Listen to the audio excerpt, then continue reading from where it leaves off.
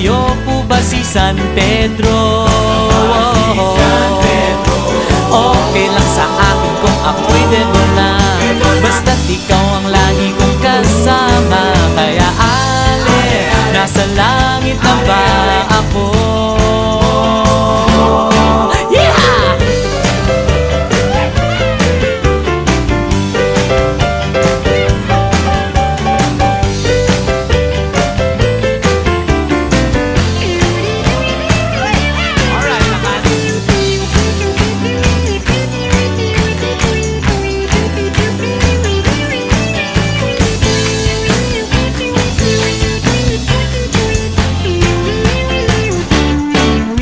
Paglabas ko, niyaya ko na siyang pakasal. Inanggihan niya at nasabi may asawa na siya.